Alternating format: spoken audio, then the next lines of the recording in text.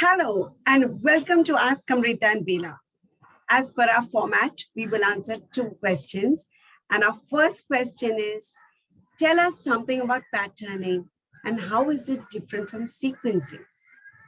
Patterning, like classification, involves a child's natural tendency to organize information in the environment. They enjoy being able to predict what requires the child to observe discrete elements, predict what comes next. They start recognizing similarities and differences everywhere on toys, patterns, quills, nature. Even a daily routine creates a pattern. And if children notice that someone breaks a pattern, they point it out instantly. So, once I heard a child say, we always have a snack first and then go outside. Now, the child had noticed the pattern in eating a snack every day and then going outside. So, children innately follow patterns and recognize patterns. Now, these patterns can be auditory, they can be visual, they can be kinesthetic. We listen to songs and rhymes that follow patterns. So, we've heard that the wheels of the bus go round and round. Now, that is a pattern because there is a chorus and then there is a verse. There is a chorus and then there is a verse. Now, this chorus is repeated again and again, and that follows a pattern. By preschool age, although children recognize patterns in the environment, they don't draw them with symbols, or they may not be able to create their own patterns. For instance, they may jump or they may clap in a pattern. So it's,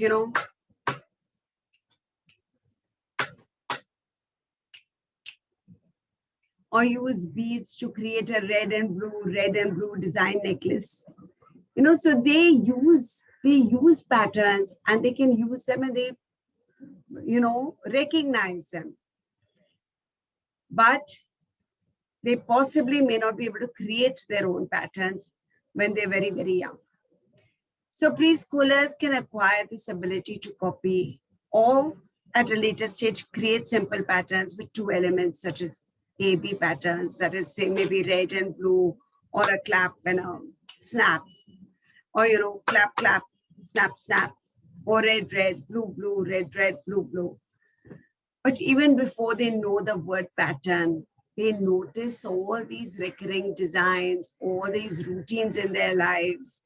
Or let it be on their clothing, on a kitten's back if there are stripes, or the order of the day activities. So patterns are already a very integral thing, part of them. Now, one very interesting thing is, preschoolers generally need at least 3 repetitions of a pattern before they can recognize or repeat it. So it's very important for us to give them a lot of patterns to see and to identify so that they understand. They also recognize something called growing patterns. So, there is a pattern where successive elements differ rather than repeat. So if I have a red, red, blue, then I have a red, red, green, then I have a red, red, yellow, and then again I have a red, red, blue. But they still proceed according to that underlying principle, such as, 2 reds and 1 color, 2 reds and another color, 2 reds and another color. Or counting by ones or counting by twos is also a pattern. And all these same principles apply to patterns in nature also, right? We can see the 4 seasons in a year come in a pattern, but older children may be able to grasp those patterns easier than younger children. Notice the past season and the present season. So those are also patterns. Now, how do we teach children patterning? So, when a child is creating something in art or construction projects like building a tower or, making something, so you need to acknowledge with a smile and tell them, I see a pattern in your tower, or I see a pattern in your construction, because they will also then start using it. You could tell them, you use 2 rectangles, then you used a cylinder, then you put 2 more rectangles and then a cylinder. So now children realize what you mean by pattern. It's the same repetitive pattern that you have used everywhere. Music also provides many opportunities for calling attention to patterns. For example, you could, the whole point is to verbalize all these things. You sound it out too loud and one soft, too loud and one soft beat with your rhythm sticks. So get them to do it also, too loud, too loud. Let them do it with different instruments and then verbalize all these things. Movement is also very important to teach patterns and also for them to notice patterns. So you have 2 steps in one sequence and 2 steps in another sequence. So you could possibly do 2 waves like this, and then 2 snaps. So 2 waves and 2 snaps. Or, your roly-poly also, up, up, up. Then you roly-poly, down, down, down. Now, that is also a pattern. They're going up, they're going down, they're going side, and then they're coming back. So give them these opportunities to make, replicate, extend patterns. Now, what's the difference between a pattern and a sequence? So we've discussed patterns quite sufficiently, and let's look at what a sequence is. A sequence is a list of elements, events, numbers, anything actually arranged in a definite order. So let me give you an example. So when we brush our teeth, we pick up our brush, then we put this paste on it, then we put it in our mouth. There is an order to this, and it follows a particular sequence. But does it need to repeat? No, it can repeat the next day. And maybe the next day I may want to just pick up my toothpaste first and then pick up my brush. So that's a different thing. But today it is in order and this is the sequence. Whatever. Patterns also follow a sequence where patterns repeat in a predictable manner and they follow an order. But sequences don't need to have a pattern. So when I'm sequencing a story, I can also say that, this happened first, this happened second, and then this happened last. So there is a sequence. Now, does this need to repeat again? Do we need to go back to the beginning of the story? We don't. So did you understand? Patterns can follow a sequence, but sequences don't need to have a pattern. And that is the difference. So happy patterning and happy sequencing. The second question is, can you please share some ideas on circle time? Circle time is so much more than just discussing the weather, the calendar, the shape, the letter, the numbers, the days of the week, the month. If that is your main focus of circle time in the classroom, you're missing out the boat for true potential of the large group time and limiting the child's learning. How should circle time be carried out? Every person in the circle should participate in a group where each one's thoughts, ideas, and conversations matter. Properly planned circle time will help your preschoolers to develop in all areas. Now, do's and don'ts for a successful circle time. Time considerations. Plan activities based on time frame. Groups can stay focused on. The average preschoolers group attention span at the beginning of the year is 5 minutes for 3 years old and 10 minutes for 4 years old. The attention span will become longer throughout the year.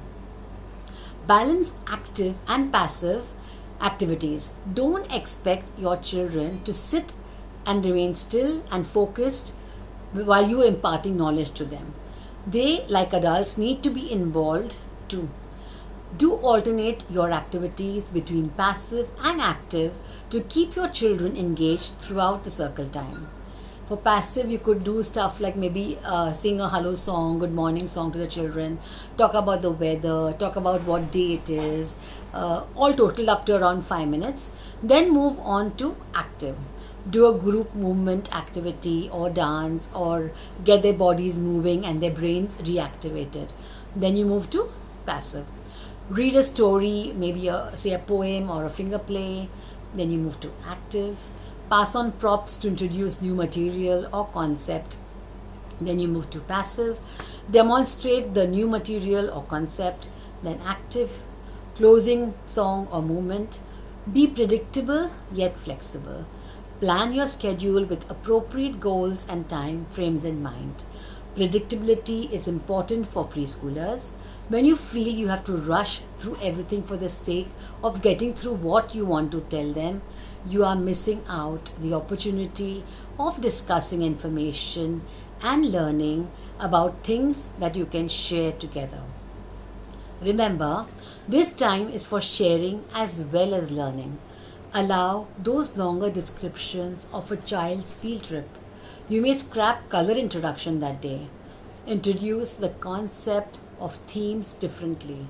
For example, rather than introducing a triangle with a flashcard, bring a mystery box with triangle blocks in it to the circle time. The children reach in and feel it. I wonder what shape this is. Does it feel like a circle? Create a chart for their guidelines. Introduce a theme differently one day rather than introducing your new theme, transportation, by telling them we are learning about ways to get from one place to another. It's called transportation. Set out a car, truck, aeroplane, train, bus and bicycle. Let them discuss who has traveled, where they have traveled and how they have traveled. Getting from one place to another is called transportation. Can you say the word again? Yes, great, transportation. Be intentional and be prepared. Don't do circle time half-heartedly. You know you are doing this when you grab a book from the shelf on your way to circle time to read, because we have to read a story. It's circle time. After you have done your regular weather, calendar, story time, etc., you feel empty. Your children lose attention quickly and you feel frustrated. Each day at the circle time, what can you do? Do be intentional about what you want to share with your children. Start planning at least 1 week in advance. Circle time activities should be part of your lesson planning, not just done last minute. Please do try out these tips and tell us which one has worked for you. If you have any more questions, please write to us on the abcdshow6@gmail.com and we'll be more than happy to answer all your questions. Until next time, bye-bye.